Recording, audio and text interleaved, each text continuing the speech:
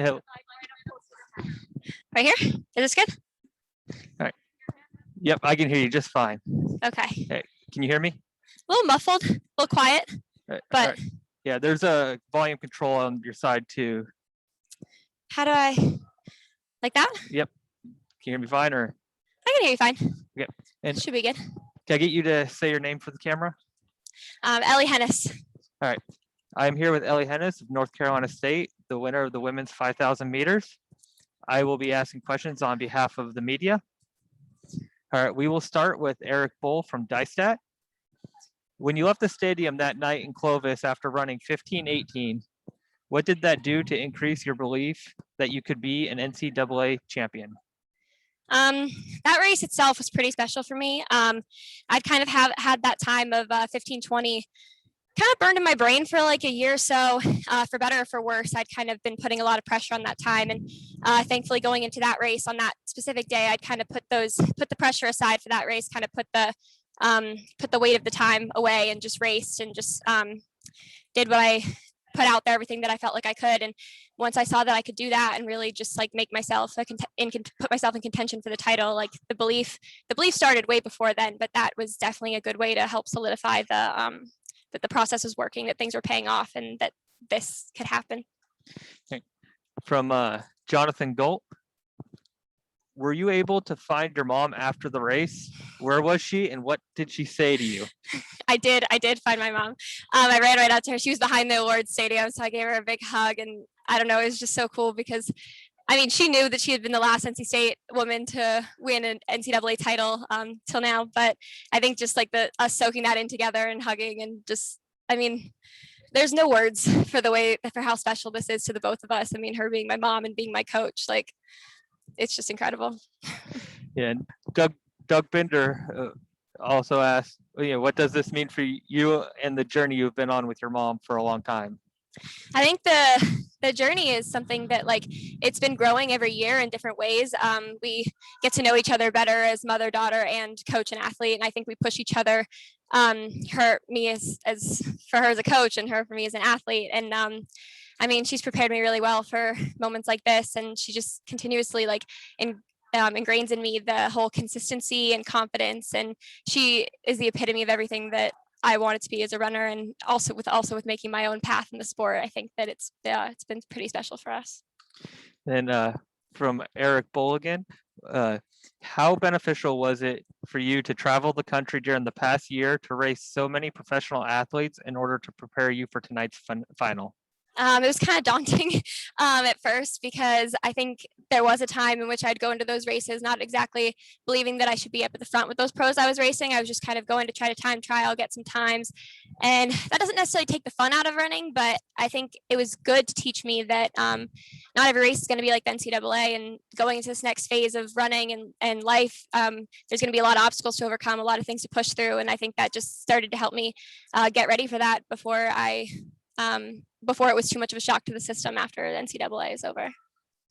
And from Jonathan Galt, when did you decide the time was right to make your move? You looked comfortable, seemed reluctant to fully take the lead. I kind of told myself before the race that there wasn't a race plan other than take the lead last. So I was trying to keep doing that throughout the race. But I think, going into that last lap, I just kind of sensed that the time was right, and I've typically kind of done that before, where going into the last 400, I kind of make that surge and then continue through the last 150. So I'd kind of been feeling antsy throughout the whole last 1K, trying to, just feel out where everyone was at and what was going on. But when the time was right, I just, decided not to look back. And Jonathan Galt also asked, did you ever consider going anywhere else for college, or did you always know you wanted to run for your mom? I didn't consider going to NC State until probably the week before I signed. I told my mom I was going to get as far away from North Carolina as possible, as a rebellious teenager does. And I took a visit to Providence. I took an unofficial to Georgetown when Mike Smith was still there. He walked me around the campus. And I hadn't really looked out west too much. I didn't really know too much about running, if I'm being honest. I didn't know necessarily like the power programs or things like that. But when I took the visit to NC State, it wasn't even really, obviously my mom was a huge part of that and the coaching was a huge part of that. And so was the education. But I just remember like being in the locker room with the girls and hanging out with them. And it's cheesy, but the culture of NC State is family. And, I felt that from the second I was there, and I knew I had to go there. All right, I'm gonna give anyone that wants to ask any more questions a little bit more time to type them in. If you're gonna ask any questions, raise your hand through the function so I know. So given your finish this year in the indoors, how did you approach your outdoor season culminating in this NCAA title?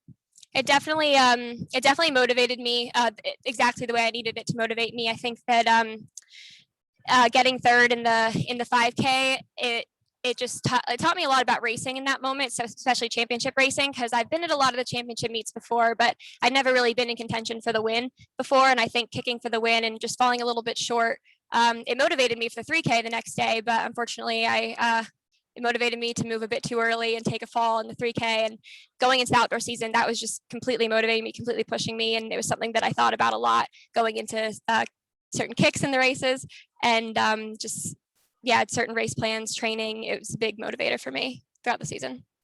All right, so we have another question from Jonathan Galt here. Are you out of eligibility? What are your future plans? I'm not out of eligibility, but my future plans are to move on and go into the professional realm of running. All right, and we have a question from Chris Ockley. Is coaching in your future?